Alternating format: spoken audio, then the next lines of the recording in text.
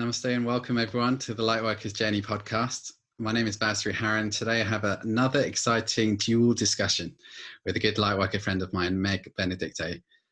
I've known Meg for quite a few years now, and we first met at Mount Shasta in California, which is a place that we both share a deep love for.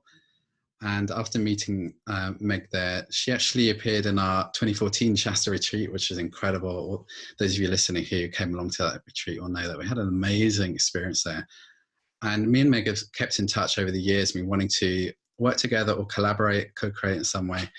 And this year we had a super powerful Leyline activations in Glastonbury, which is just magical. It just awoke so many ancient feelings of Avalon, and we had a lot of soul family come together. And this is what Meg really does. She brings a lot of people together with her work. She's developed her own activation process called quantum access healing, which we'll talk about today. And I just want to give a little bit of background for those of you who haven't come across Meg before. Meg experienced a profound awakening in 1994 that activated her inherent template for performing and understanding the mechanics of quantum access as a powerful tool for transformation. It was during the 1994 Northridge earthquake in Los Angeles that Meg experienced a spontaneous kundalini awakening that opened her energy body to accept an angelic soul walk-in, a feminine aspect of Archangel Metatron's soul group. This experience was life-transforming as Meg discovered through the guidance and wisdom of Metatron the magnitude of change possible when tapping into the zero-point field vacuum dynamics of a spinning torus vortex, the source of creation for the universe. This is going to blow your mind.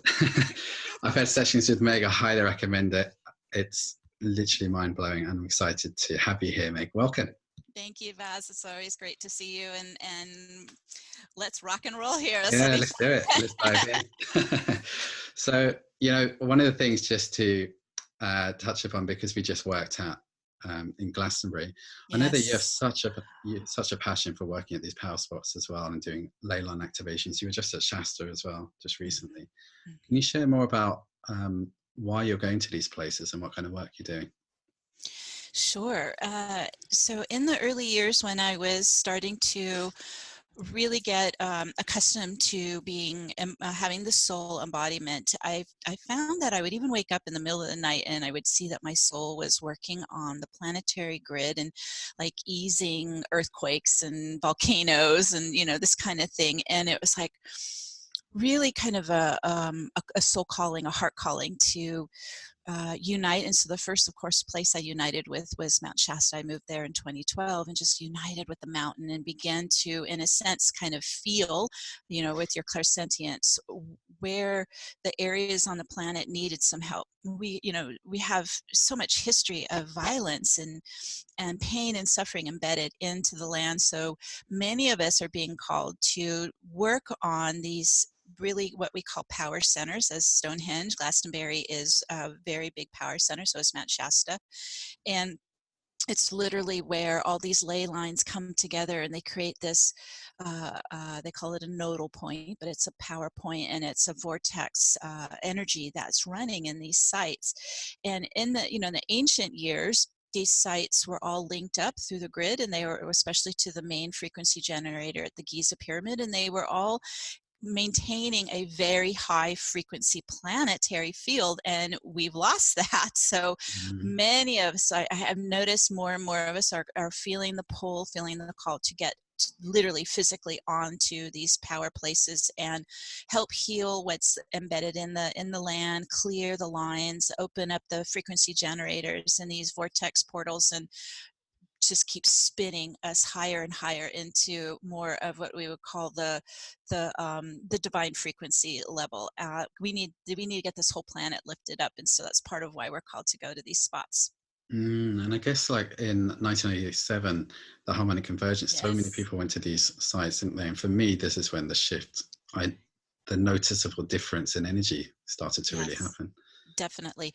Someone had told me that they had read in the Cryon books that was a pivotal point. 94, when I came in, was 18 years before 2012, and they say then there's another 18 years after 2012. So that's kind of the full span of this really accelerated quickening that's happening on the planet. So we're right in it now, especially going into 2020. Really That's so interesting. 94 is when I actually woke up as well. See? So there was some kind of real collective boost, wasn't there? Yes, I guess yes. we're A lot coming of in us. waves. Yes, yes. Yeah, well, when I think too, those of us who woke up, because that's, what is that, 25 years ago, almost.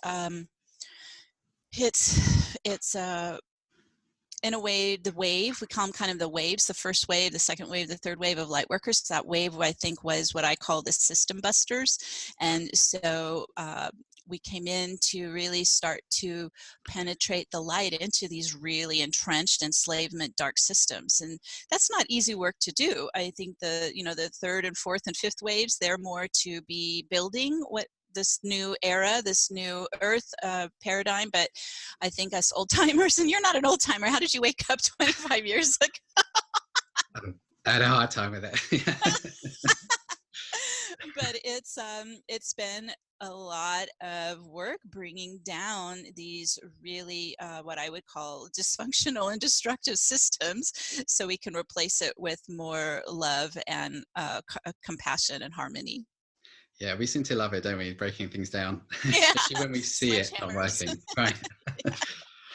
So with the kind of work that you do, because you work, I love that because you seem to work such deeply with the sacred geometry of the universe as well, and with a 0-point field, and it's really merging with the quantum discoveries that we're having at the moment. Can you briefly share how you work with your activational energies, as briefly as possible?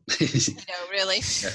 Put that in a nutshell. Okay, so really quickly, when I had my activation, I got very basic instructions from Metatron and my higher self, and it was basically draw a circle with 12 points, like a clock, and sit in the center and start spinning it. And that's where I started. Now, of course, 25 years later or whatever, I now recognize that the 12 points correlated to the 12 circles of Metatron's cube. And it was basically all encoded, embedded to open up into my body and my field, the double star Merkaba and the vortex switch is it's an anti-clockwise vortex that runs around the body and the aura, and it's helping us in so many ways. I call it an ascension tool, but it's basically helping us to spin energies out that are congruent with our true divine essence, and then also helping to bring more of the light in and more of the soul presence in. And so it's also helping get that double star tetrahedron Merkaba open and running, which is the geometry of your torus. And so the torus is a self-sustaining continuum. It's our magnetic fields pulling in it, which actually makes the law of attraction work. It pulls in what matches us, what's responding to our soul magnetism. And so it's very much the operating system, I would say, of our universe, right? It's our sun is a Taurus, our earth is a Taurus, the galactic sun's a Taurus, our atoms are little Tauruses. And so we are trying to get back into that natural rhythm and pulse and harmony and the singularity that exists at the center of a vortex that we've lost by being genetically re-engineered into a double, just a double helix of duality, and we're trying to get free of all of that. And the vortex helps you do that too. It breaks out the patterns and programs that kind of have locked us in and constrained us. It's very liberating, and it's I think it eventually it just adapts to your field, and it's always running now for me. It's always helping me even when I'm doing other things. So it's just again, getting that Taurus running is really important to the transformation, literally at the subatomic level of our physical body, our vessel that our soul is coming into. Wow. Love it. And so, yeah, when you're working with, I mean, for me, experiencing it as well, this is one of the things that I tangibly feel that shift into this state. And I think as we're moving to these multidimensional states of reality, especially now, we need multidimensional forms of working and engaging in reality. Yeah. And we also, you mentioned 0 points, in the center of a vortex. It's it's no magnetic. So that means that it's a neutral state. It's even though it originally physicists thought 0 point was an space, an empty space, they're finding out no, it's not. It's actually all these virtual popping electrons, just waiting for our consciousness to instruct them on how to form. And so it's a vibrant space. It's at some point when I first started getting into it, it felt like the dark void. But then I realized, oh, but it's not an empty void. It's alive. It's potent, right? It's fertile, and it's just listening and waiting for us to engage with it. And so getting that 0 point established inside us is so important, because the actual Taurus can't run unless you have that 0 point void in you. It's like it's pulling the Taurus to circulate. When we're in a polarity field, kind of that push-pull of the opposites and all, forget it, the Taurus can't run. So it's very important for us to learn how to establish that 0 point centeredness and stillness. And it is a vacuum state, and it starts pulling in the movement of the Taurus and all that we need to support ourselves. So, and I do, like you said, boy, these physicists are starting to get a greater understanding, and it's probably because of the quickening as well, right? It's allowing them to start to go beyond just the traditional physics that they were taught, and start to see it more through the right brain and the intuitive mind, and so metaphysics and physics are really starting to converge now. So with these, these inner changes that you're talking about, do you see that with obviously more and more people are starting to shift on a greater levels, incredibly exponentially? Yes. Do you feel that we're going to start to see these shifts externally because of that? I already see signs of it. Yes. I think since 2012, every year it just gets faster, and it gets more intense and more accelerated, and more people are people you would never think of are starting to have this kind of a greater understanding of what's happening on the planet and beginning to wake up. So I think we're just going to keep seeing that. I also think there is, at least here in America, we're really starting to see, thank God, a tipping point where the majority of the population is really kind of fed up with the dark, snarky meanness, and they want us to be kind to each other again. And so we're starting to see that grow and spread, where, we're not going to tolerate that kind of really low vibe behavior anymore. And so I do think it's happening. And I do think that even the statistics, at least here in America, more and more of the younger generation aren't really going into traditional religions anymore. They're actually really interested in yoga and healthy eating and taking care of their vessel and being kind and helping each other. And so I do think it's already happening. Maybe because of what I do, I look for it, so I see more signs of it, but I do think it's more than what was happening in 2012. It's really, really happening. Yeah, considering that was nearly 10 years ago. I know. It's Goodness crazy, gracious. I know. And, just based on what you're talking about as well, this is something that I love about the way that you're pioneering in that Ascension movement, because you're talking about unity consciousness, you're talking about facing your shadow, you're talking also about the social justice side of things, which I find is still quite rare to talk about. And all of these themes, which I think is beautiful, really, because for me it shows, well, it's that integration, isn't it? It's like we're developing ourselves, but also recognizing that we're interconnected to everything that's happening right now. Yeah, because I don't know about you, but I would get all the time, people would say, you're a spiritual teacher, you should be talking about politics or social justice. And I'm thinking, well, then you have a split still running in you, because, as you said, as we get more integrated and more embodied, we can't just separate or, compartmentalize anymore our life. It's all together. It's all part of the one. And I can't, observe violence or abuse or injustice happening and just ignore it or be silent about it. And this is not just out there in what we would consider, the 3D world. This is also in the spiritual community. This stuff is happening. Right. The New Age community or the Ascension community or the Disclosure community, right? Okay, so this stuff is still happening.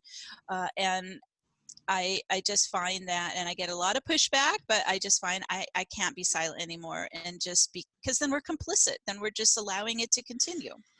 This is the thing. I find that I guess naturally people who are more peaceful don't like to be more vocal. And this is the thing, but I feel like the universe is pushing everyone to be vocal and speak their truth, essentially, because this is what it comes down to, isn't it? If you're feeling something inside and it's not congruent with what's going on outside, then how do people know about it and share it? And I feel that part of moving into fifth dimension and higher is, we call it living in integrity, but really what that means is, what you say, what you think, what you feel, what you express, your behavior, it all has to be the same. It all has to be one. You can't be this way with one person and, pretend to be this way with another. Then you're not in integrity yet, and you aren't at that frequency of the fifth dimension and higher. So it as you integrate and embody, this will just become, I think, a natural expression through you. And it's not where we're trying to pick fights. It's not where we're trying to judge or shame others. We're just pointing out that perhaps that really isn't a true statement, or that could be, there's some truth. We call it disinformation, right? There's some truth in it, but then there's also a lot of non-truth in it. And so I can't just let all that dump of non-truth go out there. And I see so many light workers just plugging right into it and not understanding that they're getting manipulated with some of this misinformation. Yeah, let's talk about that, because this is something that I'm noticing more and more, and it's something that has been concerning me as well, just especially in the Lightworker community, just seeing so many splits in the UFO community, with disclosure community, the Ascension community, New Age community. What do you feel is happening with all of these splits? Because on some level, it's such an amazing time. We're all awakening, but there are so many divisions forming, where there are almost these battles it is occurring. I here living in Los Angeles, I was kind of in the forefront of this Ascension movement, 25 years ago. I think is probably one of the reasons that I was born here, because it was allowed to come out and be free. It wasn't squashed where it was maybe in other parts of the world. It was a very kind of progressive town, and so a lot of this, and it was enabled me to start my business here as well. And when I first started presenting at the Conscious Life Expo in Los Angeles, or there's also one in San Francisco, back then it was, angels and crystals and aromatherapy and, card readings and, veganism, and it was just so heart-centered and so uplifting. Not anymore. Okay, in the last 5 years at least, it's been taken over completely by what's called the secret space program, the deep state, the UFOs, conspiracy theories, and you're thinking, what just happened? Where did our beautiful, love and light community go? And it's like they went to the dark side. And so first, one thing and I say this all the time, but I just want to express it, that can be something you're interested in, but that actually has nothing to do with ascension. If you want to read about Mars, you want to read about the deep state, or, you want to see when they will disclose that there's UFOs, which everybody knows anyways, that does not help your ascension. The ascension is an inside job, and it is a complete transformation of your genetics and of your consciousness and of being able to embody your soul. So I just want to preface that whatever all this stuff is, it's pulling us, it's distracting us, it's pulling us away from the main focus, which is ascension, which is this complete transformation that's happening on the planet and within ourselves as well, because we live on the planet. So possibly it is where some of these darker forces realized, oh, let's get in there. They use the divide and conquer technique. So let's get into this, because by 2012 we must have really started getting powerful, right? And the light is spreading all around the planet, and I do believe we're over 50% of light now on the planet. And so this probably the alarm bells went off, and we're like, oh, okay, we got to get in there and tear this up. We have to break it apart in kind of a similar way with what we're doing, right? We're here to come in as system busters and bring the light in and break down this system. Well, they're using the same tactic on us. So just knowing that should help people kind of be careful. You know, just be careful what you plug into, because a lot of this could be disinformation programming running. I guess, yeah, with what you're saying, I guess on a higher level, we're all being taught discernment, which is the ultimate listening to your own truth, isn't it, with all of this going on as well? Yes. And I see people, well, they'll post like, you know, I was watching the show, or I was reading like the Law of One is a great example. You know, reading the Law of One. The whole time I read the Law of One, I was really it resonated quite a bit with what I had already been learning from Metatron. But I kept getting draconian attacks the whole time I'm reading the Law of One, and I'm thinking, what the hell happened here? They plugged into that hologram, and so anyone who attempts to read that information, which is beautiful, you know, enlightening information, they get attacked. So I just had to like put it down and then pick it up again maybe a day or two later and tax and get through it. But this is unfortunate, and this is what I call it the counterforce. This is the counterforce to what we're here to bring in and to accelerate. And so I think once you've had some of that, then you kind of get a feeling for, okay, this doesn't feel quite right. This is dropping my energy. You know, this is really pulling me into this kind of a polarized thinking, you know, white hats versus dark hats. You know, we got to get out of that. And so anyone who's talking with that kind of terminology is a warning right there. They're still in duality. And that's what we're trying to clear out of this whole planet. Yeah, and it's so seductive, isn't it? Like, I remember that phases actually that I've been into conspiracy theories, and as they're fascinating, but they speak to a part that is loving the duality of us versus them, and then you find yourself lost down a wormhole. Oh, completely. Yeah. And then the paranoia takes over, and you're you're looking for signs and like, okay, I'm losing it. Totally, that's it. Back into your center. Wow, yeah. So coming back into that, like, with what's happening recently, I know that you've been working a lot with the Lionsgate energies, and you're really getting people to connect with what's happening right now currently with the energies. What do you feel like right now that we're experiencing as we come into August 2019? It was really, I think that was the most powerful Lionsgate I've experienced so far. And it's you know, these are alignments. Yes, they're an esoteric event. A Stargate does open, but it's on the non-physical realm. But then on the physical realm, we do have these alignments with the star systems. And so Lionsgate's when Sirius lines up with Gaia, and it's between July and August every year. Also during the time of Leo, the astrology of Leo. So to me, what it's doing, I had a reaction to it as well.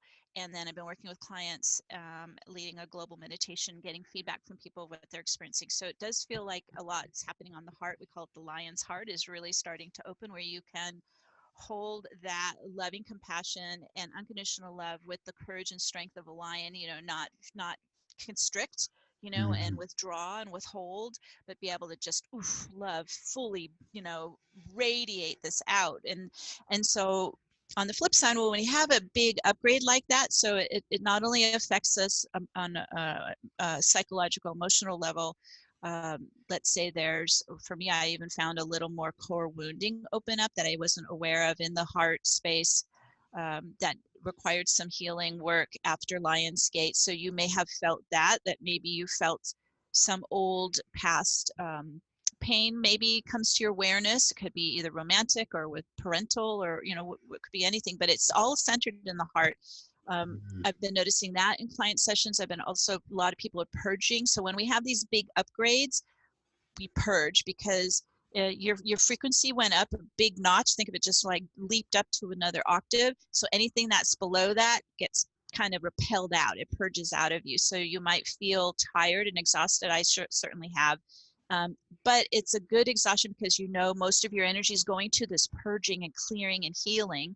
And then, you know, within probably a week or two, you start feeling, you know, your stamina starts to come back because you've moved through that upgrade. So one of them is the big heart, lion's heart, courage to love. And also The other thing I noticed was, I did this in the global meditation, is removing these enslavement matrices, because this also has to come out. We have to get free of any, and it could be, familial, ancestral enslavement, or it could be cultural. Like, for example, here, the African Americans, they all have some residue of that cultural enslavement matrix. Even the Jewish race has some of that, because they've also been persecuted over the centuries. And so you're just looking at the different things that you may be carrying in your own history, your own bloodline that's coming up, that it has experienced some. I mean, for myself as a woman, I have quite a bit of persecution as being like a healer or a gifted channel in past lives, and that gets triggered a bit more, and that has to come out. And so it's just a peeling away process as we get literally to our core pillar of light, our essence, our true essence. So this one's, we're still in it. I'm still feeling some. I was just hiking in the woods this morning along the creek and feeling more clearing of the past trauma and pain of mostly heart coming out. But then you have to think about it. We were talking about this earlier. The last 6 weeks has been insane, right? It's starting on June 21st was the solstice. And what happened in that activation was Divine Mother came in and created a crystal heart template for unconditional love. So we're all getting these upgrades where, we had our small little hearts, and now they're just going to be, these big cosmic hearts, be able to just love, love, love. So it's really pretty extraordinary. And as we mentioned with 2020, we are getting prepared for the astrology that's coming. January 12th, 2020 is the first of it. It's the first Saturn-Pluto exact clash. It's a square alignment, and it's in Capricorn, so it's going to hit a lot of what we call the establishment. The institutions, the governments, and corporations, and banking, and even the institution of patriarchy. Capricorn. So it's getting broken down bit by bit, and next year is going to be really kind of a sledgehammer going to it. Yeah, speaking about that, I mean, this is something that I love seeing what you're pioneering is with the divine feminine, which is coming through. And obviously we're watching the distorted patriarchy collapse. We're seeing it everywhere now, which is, you have it happening in the UK as well. UK and US are really kind of have lost their way, and the patriarchy is really trying to hang on, and that 1% is trying to hang on to all the wealth, and it is really a very dysfunctional system. It's unsustainable. It's not going to last. And so in a way, we're all here kind of to give it a little extra push so it's done. And for those who may be thinking patriarchy just means a male dominated society, it's not. It's a system, and women can adapt into that system as well. I worked in the corporate world for women bosses who were worse than some of the men bosses. Okay. So I've seen it in both ways. It doesn't have to do with so much with your gender. It's how you're using your male energy. Feminine, if you're a woman or a man, how are you using your masculine and your feminine energy? And that's what we're trying to bring back into a balanced harmony. Yeah, wow. So what do you see happening next year in terms of, with all of this clash that's happening with the establishment that's collapsing? Do you feel that there is going to be a period of settling while those crumble in a way? I think if yes, I sense, especially those of us who've been here longer, and we're kind of the first waivers, whatever I'm getting, that we're being called to get really stable and steady, and because so that in a way we're on the grid and we're stabilizing the field as all this is breaking down, so that you may feel that you get called to do that. I'm going to guess a lot of us are going to get called to do that. We could come together in smaller, large groups and really help smooth it out, try to keep Gaia in a 0 point as much as we can. So I think it could be, we're already seeing signs of the weather changing, the climate getting more extreme, and really pretty much these natural disasters, and those I think are going to continue. So it's also locating where you intuitively feel you'll be safe and not at the mercy of being at Florida and hurricanes, get out of the way of where all this weather patterning is getting extreme. I'm here right by Mount Shasta, and we get fires. And so we're trying to figure out, where's the best place to be to handle, and also let's pass some policies to offset these extreme weather patterns too, you know. So here we do, I noticed that we pay, our taxes pay, and we do like controlled burns. I don't know what they're going to do though along the coast, because that coast is eroding. It's just the water is rising. So so listen, you got to, this is why they're all, you know, everyone's saying get in tune, because we need to be able to follow where our higher self is asking us to go if we need to relocate, or help those who are at mercy of some kind of natural disaster. You know, this is not about us closing all our borders and locking up and isolating ourselves. This is where we're supposed to be actually doing the opposite. We're supposed to be reaching out and helping everybody. It's so that, again, that whole movement to lock in and isolate is, again, another counterforce movement to the opening and awakening consciousness. I think we'll see these, at least I would say the UK and US governments probably won't be functioning much very well next year. That's a good thing. I know, you can see all the signs of it. They're in their last heyday, if you want to even call it that, because they're really, my goodness, just really dysfunctional. I think it's really interesting how they've gone extreme to the right. Yeah. And the only thing left is really balanced. So it's everywhere, like in Europe and the US, it's just all kinds of, and South America, even Brazil. Yes. Oh my goodness. Yes. Yes. Chopping down the rainforest. So that's a great idea. Yeah. I think that, you know, I'm not an astrologer, but I like to watch and read the transits, because those are affecting us. And so when Uranus moved into Taurus, that really started this whole return of fascism. I guess the last time it was in Taurus was in the 1930s. Okay, so we're just getting a whole new repeat of Nazi Germany, and it's happening in the United States, of all places. I think they actually reincarnated here, and they're now in charge. So it's a little like, whoa, you know, it's interesting. Yeah. So we do have fascism that's spreading, and of course we have to just, again, we have to nip that one in the bud. Just, you know, not allowing that one to take over. I guess it's the echoes from that time, well, from eons, isn't it, that now we're really starting to face with this energy that we're carrying, which is super powerful. Yes. Wow. Yeah. Very deep. So, Meg, it's always great connecting with you. There's so much to talk about as well. I'd love to love to have you back and go even deeper. Okay, we'll keep it going. Definitely. But are there any final words that you wanted to share with people? Well, I think, because I do get a lot of emails from light workers, and I do want to encourage everyone to keep up with their daily practice. You got to meditate, you know, you got to ground, you know, there's certain things that we need to add into our lifestyle to support us as we go through this. Life as it used to be isn't going to be, it's not going to cut it. You have to really start to take care of yourself. So big thing, self-care. Okay, it's just take care of yourself, meditate, ground, so you're stable as we go through these changes, because this is why we're here.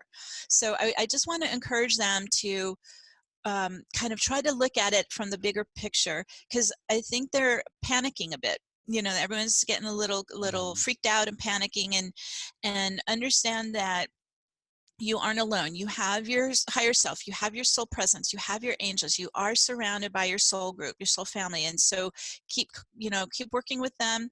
Don't give up, because now is not the time to stop. You know, it's like we're right at the winner's, you know, strip here. Let's keep going. So I just want to encourage everyone, if you are panicking and if you are feeling scared, go join a meditation group or a yoga group or a spiritual group, just because you run a big spiritual group. Like, don't be alone. Get with the others who are going through it, and then it makes it easier when we go through it together. Oh, that's a beautiful message. Really great. Thank you, Meg. And how can people find out more about you, your website? Okay, yeah, my website is newearthcentral.com, newearthcentral.com, and there's lots of great podcasts on there that you can just get a sample of quantum access, experience how it is to work with the sacred geometry and the vortex energy, and really start picking things up, so, you know, accelerating your ascension. So there's a lot of great stuff there that you can just dive right into. New Earth Central.